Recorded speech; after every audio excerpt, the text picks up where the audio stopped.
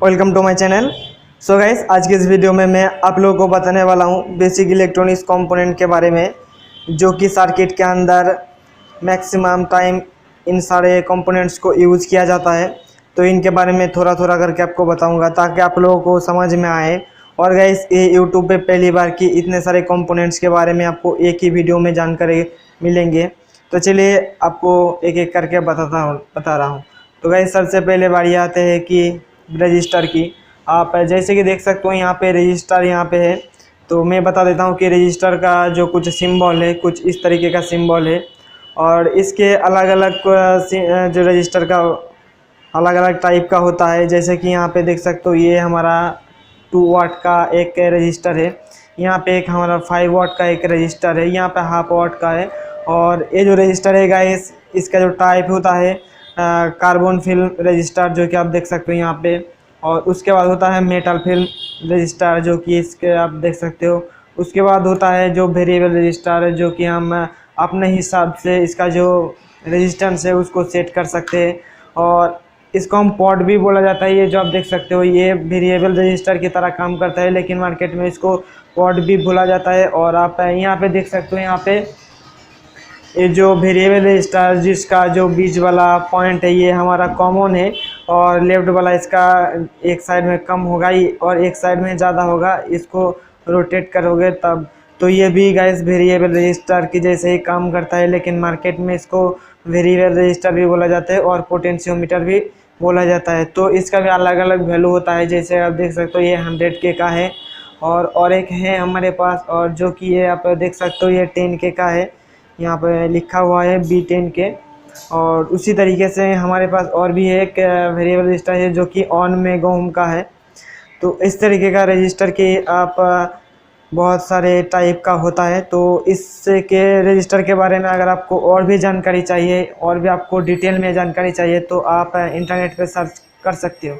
और उसके बाद हमें दूसरे नंबर पे जो इलेक्ट्रॉनिक्स कंपोनेंट के अंदर आती है वो है डायोड, जो कि गाइस देख सकते हो डायोड के अंदर भी बहुत सारे टाइप का होता है। जो कि होता है नॉर्मल डायोड, उसके बाद जेनर डायोड, उसके बाद स्कॉटी डायोड, एलईडी डायोड, इस तरह के बहुत सारे डायोड्स होता है। और ये डायोड की मैं आपको सिंबल दिखा देता हूँ ताकि आप लोगों को समझने में आसानी हो जाए। और कुछ सर्किट की भी आपके लिए बना के रखा हूँ। गाइस आप देख सकते हो ये जो हमारा डायोड है ये नॉर्मल सा डायोड है, जो कि हमें एसी को डीसी में कन्वर्ट करने के लिए यूज़ किया जाता है। ये हो गया है डायोड। और गाइस डायोड के अंदर भी बहुत सारे टाइप का होता है। जैसे कि आप देख सकते हो इसका जो लेंथ थोड़ा बड़ा है इसलिए ये 3 वाट का डायोड है। इसके अलावा भी आपको 1 वाट का डायोड मिलेगा, 6 वाट का मिलेगा डायोड, उसके बाद आपका हाफ वाट का डायोड मिलेगा। तो आपको अगर मतलब इसके बारे में जानकारी चाहिए और भी ज़्यादा तो आपको क्या करना होगा, सारे एक चीज़ के बारे में आपको इंटरनेट पे जाना होगा और सर्फिंग करना होगा। आपके नंबर के साथ इसका मिल जाएंगे। जैसे कि इस डायोड के ऊपर लिखा हुआ है 408 यानी कि 5408, यानी कि इसका जो वैल्यू है ये 3 वाट का है और मैक्सिमम 1000 वोल्ट तक ये ऑपरेट कर सकती है। जैसे कि गाइस आप देख सकते हो ये हमारा डायोड है। डायोड का एक साइड प्लस और माइनस, अगर हम इसको अच्छे से और भी डिटेल में समझे तो आप देख सकते हो यहाँ पे एक बॉर्डर दिया हुआ है। जिस साइड बॉर्डर दिया हुआ है उस साइड हो गया माइनस, और जिस साइड पे नहीं हुआ है वो हो गया प्लस। अगर इस डायोड के किसी भी सर्किट के अंदर हम इस तरीके से हम यूज़ करेंगे तो जो सर्किट के अंदर करंट तो फ्लो होगा, और अगर हम सर्किट को यानी कि डायोड को इस तरह से हम यूज़ करेंगे तो हमारा सर्किट के अंदर कोई भी करंट या वोल्टेज फ्लो नहीं होगा और आपका जो सर्किट है वो ओपन हो जाएंगे। और उसके बाद गाइस ये देख सकते हो एक जेनर डायोड है, और जेनर डायोड का कुछ सिंबल आपको इस तरीके का होगा। और zener diode guys basically voltage regulation के लिए ज़्यादातर इस्तेमाल किया जाता है। अलग अलग वैल्यू का अलग अलग वोल्टेज का जेनर डायोड हमें मिलता है। 5 वोल्ट, 3 वोल्ट, आपको जितने वोल्ट का चाहिए जेनर डायोड मिल जाती है। इसके ऊपर मैंने अलग से एक वीडियो बना के रखा हूँ, आपने नहीं देखा है तो जाके देख लीजिएगा। और guys zener diode reverse bias में काम करता है। जैसे कि आप देख सकते हो मैंने आप लोगों को बताया कि अगर कोई भी नॉर्मल से डायोड का हम इस तरह के यूज़ करेंगे तो वोल्टेज फ्लो होंगे, और इस सिचुएशन में हम यूज़ करें तो वोल्टेज फ्लो नहीं होंगे। लेकिन जेनर डायोड के कुछ अलग ही वर्किंग प्रिंसिपल है। अगर हम डायोड को इस तरह से यूज़ करेंगे तो वोल्टेज फ्लो नहीं होंगे, और अगर इस तरह से तरीके से हम करेंगे तो वोल्टेज फ्लो होंगे। जैसे कि आप देख सकते हो इस साइड मैंने एक ब्लैक बॉर्डर दिया हुआ है और आपको पता चल गया होगा। और आप बारी आते हैं कि गाइस ये हमारा एलईडी का काम गाइस बेसिकली ऐसा होता है, जो इलेक्ट्रिक सिग्नल होता है उसको लाइट सिग्नल में कन्वर्ट करने के लिए हमें ये एलईडी मतलब एलईडी एक तरह की डायोड ही होता है। और एलईडी बहुत तरीके का मिलता है, जैसे कि ये हो गया हमारा एक सेंसर फोटो डायोड, जो कि सेंसर के लिए काम करता है, जो कि सिग्नल को ट्रांसमिट करने के लिए यूज़ किया जाता है। ये हो गया हमारा फोटो डायोड। और ये गैस सेंसर ये भी एक फोटो डायोड है, लेकिन ये काम में आता है कोई भी सिग्नल को रिसीव करने के लिए ये यूज़ किया जाता है। और इसको मार्केट में सेंसर भी आप बोल सकते हो। इसका अलग अलग नंबर का होता है, जैसे कि मेरे हाथ में जो है इसका अभी नंबर है 838। इस तरीके से आपको बहुत सारे नंबर आपको मिल जाएंगे। और उसके बाद बढ़िया आते हैं गैस कैपेसिटर। और कैपेसिटर गैस आप लोगों को मैक्सिमम लोगों को पता ही होगा जो इलेक्ट्रॉनिक्स फील्ड में है। तो कैपेसिटर के अंदर बहुत सारे कैटेगरीज का कैपेसिटर मिलता है, जो कि आप देख सकते हो ये हमारा पोलराइज इलेक्ट्रोलाइटिक कैपेसिटर है। और इसके आपको प्लस और माइनस को देख के ही आपको लगाना होगा। और उसके बाद हमारा जो देख सकते हो ये सेरामिक कैपेसिटर है, जो कि ये नॉन पोलर कैपेसिटर है। इसका आपको प्लस और माइनस कोई भी पोलरिटी नहीं है। और उसके बाद हमारा एक और भी बहुत सारे कैटेगरीज का कैपेसिटर है, जो कि हमारा ज़्यादा करंट या कम करंट होने की वजह से कुछ कैपेसिटर को सीरीज में लगाया जाता है, कुछ कैपेसिटर को पैरेलल में लगाया जाता है। और ये जो सारे कैपेसिटर है इसका अलग अलग एप्लीकेशन है। अगर मान लीजिए ये जो कैपेसिटर है इसको वहाँ यूज़ किया जाता है जहाँ पे बहुत ज़्यादा वोल्टेज और बहुत ज़्यादा करंट की एप्लीकेशन होता है, मतलब सर्किट को बचाने के लिए इस तरह की कैपेसिटर को यूज़ किया जाता है। मान लीजिए कोई भी सर्किट के अंदर मैक्सिमम 400 वोल्ट तक वो इनपुट कर सकती है, लेकिन अचानक अगर कुछ भी गड़बड़ी हुआ और उसके अंदर 700 से 800 वोल्टेज आ गया, तो ये कैपेसिटर खुद फट के बाकी जो सर्किट है वो बचा लेती है। तो इस तरीके से। और गाइस जो मेन कैपेसिटर है इसका काम यही होता है कि डीसी वोल्टेज को स्टोर करना और बाकी जो वोल्टेज है करंट है उसको पास कर देना। तो गाइस ये रहा कुछ कैपेसिटर के बारे में जानकारी। और गाइस और भी आपको कैपेसिटर के दिखा देता हूँ, शायद आप लोग बहुत सारे लोगों ने नहीं देखा होगा। ये जो गाइस कैपेसिटर आप देख रहे होंगे मेरे हाथ में अभी, ये जो 2 कैपेसिटर है, इस तरह की कैपेसिटर गाइस बेसिकली यूज़ किया जाता है हमें, जहाँ पे हमें हाई मतलब बहुत सारे वोल्टेज का और बहुत सारे हीट प्रोड्यूस किया जाता है। हीटर के अंदर इस तरह की का जो कैपेसिटर है यूज़ किया जाता है। और आप देख सकते हो इसका जो वोल्टेज है 400 वोल्टेज तक इसमें इनपुट कर सकते हो। और ये 5 माइक्रोफैराड का है और ये 3.3 माइक्रोफैराड का है। तो इस तरह की कैपेसिटर को हीट प्रोड्यूस करने के लिए यूज़ किया जाता है। तो चलिए अब कैपेसिटर का कुछ सिंबल आपको दिखा देता हूँ। ये देखिए ये हमारा पोलराइज कैपेसिटर का सिंबल, ये भी हमारा नॉन पोलर कैपेसिटर का सिंबल जिसमें कोई भी पोलरिटी नहीं होती है। और उसके बाद हमारा ये भी एक पोलरिटी कैपेसिटर का सिंबल है। और इसके बाद वाइस और भी आपको पता ही होगा कि जो रेडियो होता है उसके अंदर जो चैनल को सेट करने के लिए एक रोटेटिंग स्विच होता है, कुछ इस तरीके का।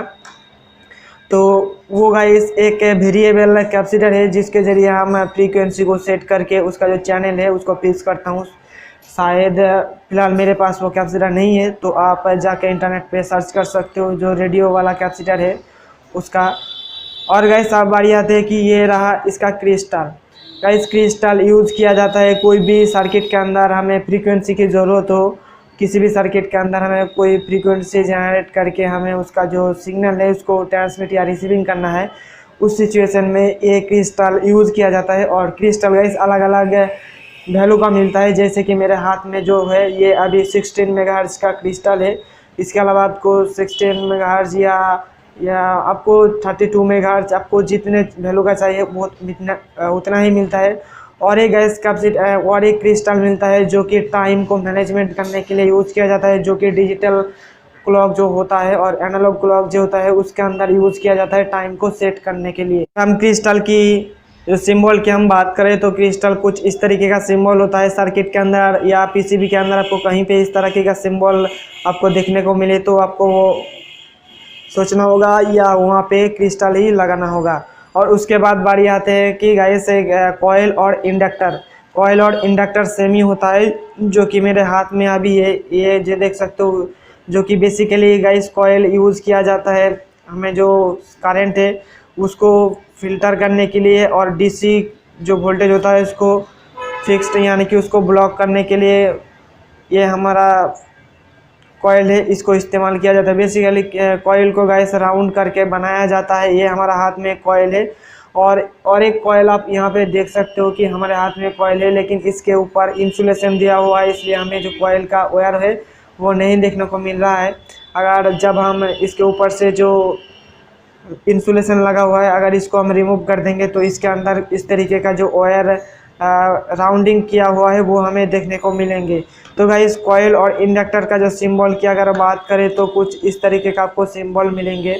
ये दो तरीके का अगर सिंबल आपको कहीं पे सर्किट के अंदर मिले तो आपको समझ लेना होगा वहाँ पे कॉयल या इंडक्टर लगाना हुआ या लगा हुआ था, अगर नहीं है तो। और अब बारी आते हैं कि गाइस ये हमारा ट्रांजिस्टर की, देख सकते हो ट्रांजिस्टर सर्किट के अंदर बहुत जगह पे इस्तेमाल किया जाता है ट्रांजिस्टर को।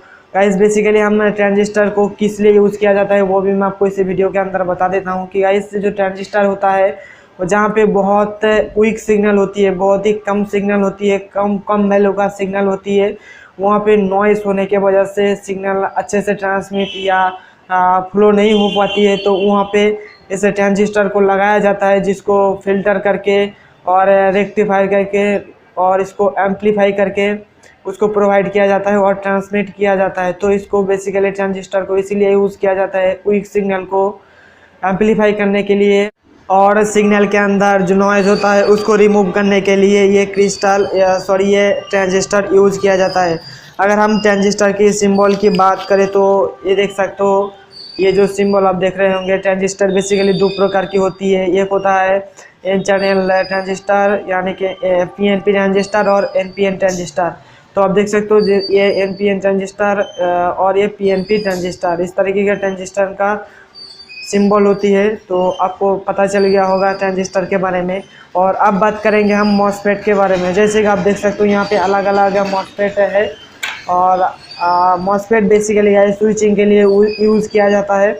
देख सकते हो हमारे पास अलग अलग 3 मॉसफेट है, देख सकते हो। मॉसफेट को बहुत सारे लोगों ने आईसी भी बोलता है क्योंकि मॉसफेट को पता नहीं चलता है, और इसको आईजीबीटी भी बोला जाता है। मॉसफेट का पूरा नाम होता है कि मेटल ऑक्साइड सेमीकंडक्टर डिवाइस, जो कि स्विचिंग के लिए यूज़ किया जाता है ट्रांजिस्टर की तरह ही, लेकिन ट्रांजिस्टर एम्पलीफाई के काम आते हैं, लेकिन हमारा जो मॉसफेट है वो स्विचिंग के काम आते हैं। और जहाँ पे ज़्यादा वोल्टेज या ज़्यादा करंट होता है और ज़्यादा पावर होता है जिस सर्किट के अंदर, उस सर्किट के अंदर हमें इस तरह के मॉसफेट को यूज़ किया जाता है। तो चलिए अब मॉसफेट का जो क्या होता है सिंबल होता है वो मैं आपको दिखा देता हूँ, जिसके ज़रिए आपको और भी आसानी से और अच्छे से पता चलेगा। तो ये रहा गाइस मॉसफेट का कुछ सिंबल। और इसके अलावा भी गाइस मॉसफेट का जो बहुत सारे प्रकार होती है, बहुत सारे कैटेगरीज का होता है। तो मैंने बेसिकली 2 कैटेगरीज के यहाँ पे सिंबल ड्रा किया हूँ। एक देख सकते हो ये एन चैनल मॉसफेट और एक पी चैनल मॉसफेट। और उसके अलावा भी गाइस जो पोलैरिटी होता है उसको चेंज करके बहुत सारे कैटेगरीज का मॉसफेट हमें यूज़ किया जाता है, लेकिन हमें इस वीडियो के अंदर सिर्फ आपको यही बताना है जो बेसिक चीज़ है इस सारे कंपोनेंट्स के बारे में, वही हम आपको बताएंगे। अगर आपको इसके अंदर इसके बारे में और भी डिटेल में जानकारी चाहिए तो आप गूगल सर्च कर सकते हो। और उसके बाद गाइस बारी आते हैं कुछ आईसीज के ऊपर। और आईसीज के ऊपर बात करने से पहले हम बैटरी के बारे में बता देता हूँ कि गाइस आप देख सकते हो अगर कहीं पे भी आपको पावर सप्लाई या बायसिंग करने की ज़रूरत होगी तो आपको बैटरी की ज़रूरत होती है। तो ये देख सकते हो एक लिथियम आयन बैटरी। तो बैटरी की अभी बहुत सारे प्रकार होती है, जैसे कि lead acid battery, lithium ion battery, lithium polymer battery, इस तरह का बैटरी का बहुत सा जगह पे इस्तेमाल किया जाता है वोल्टेज को स्टोर करने के लिए। तो ये रहा गाइस कुछ बैटरी का एप्लीकेशन। और अब हम बात करेंगे कुछ आईसीज के ऊपर। जैसे कि आप गाइस आईसीज को आप देख रहे होंगे, ये बेसिकली आईसीज बहुत सारी जगह पे काम आता है। और आईसी गाइस यूज़ किया जाता है या मैन्युफैक्चर किया जाता है रजिस्टर, ट्रांजिस्टर, मॉसफेट, ये जो सारे चीज़ें इन सारे चीज़ को कंबाइन करके एक आईसी तैयार किया जाता है। और ये जो आईसी है हमें अगर बात करें कि अगर आपको 20,000 या 30,000 ट्रांजिस्टर आपको एक सर्किट के अंदर लगाना है तो हमारे लिए ये पॉसिबल नहीं होता है। तो क्या होता है कि एक इन जो ट्रांजिस्टर को कंबाइन करके हमें एक आईसी के अंदर फिक्स किया जाता है, जिसके अंदर हमें बहुत सारे कैटेगरीज का मिलता है। जैसे कि हम अगर साउंड के लिए हम बात करें तो यहाँ पे देख सकते हो, यहाँ पे साउंड सिस्टम के लिए ये होता है। और अगर इस तरह की अगर जिस काम के लिए आपको ज़रूरत है उसी काम के लिए आपको मार्केट में आईसी मिल जाएंगे। और उसके बाद और एक सारे जो ये हो गया हमारा जो बेसिक इलेक्ट्रॉनिक्स कंपोनेंट्स है वो हमने तो आपको अच्छे से एक्सप्लेन कर दिया। तो और गाइस रह गया कुछ चीज़, उसके बारे में हम बात करता हूँ।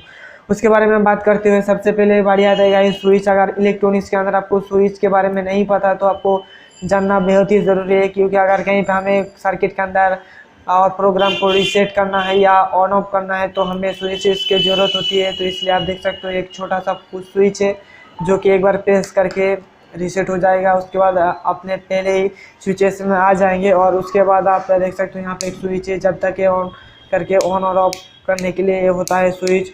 और उसके बाद हमारा एक रिले देख सकते हो, रिले भी हमें स्विचिंग के काम आते हैं रिले गाइस। और रिले का कुछ कनेक्शन मैं आपको दिखा देता हूँ, बहुत सारे लोगों को ये समझ में नहीं आता है रिले के बारे में, तो इसलिए मैंने एक रिले का सिमेट्रिक डायग्राम आपके लिए ड्रा किया हूँ। देख सकते हो गाइस रिले के अंदर बेसिकली मिनिमम 5 टांगे होती है, यहाँ पे देख सकते हो 3 और इस साइड होता है 2। तो जो 3 साइड होता है और जो यहाँ पे बीच वाला छोड़ के ये जो 2 साइड में 2 है, ये हो गया एक कॉइल है जिसके अंदर हमें पावर सप्लाई देने के बाद जो ये बीच वाला पॉइंट है ये हमारे इस साइड होते रहेंगे। एक बार इस साइड अगर हम वोल्टेज दिया तो इस साइड और नहीं दिया तो इस साइड, एक नॉर्मली ओपन होता है और नॉर्मली कनेक्ट। तो इस तरीके से हमारा ये जो रिले है काम करता है।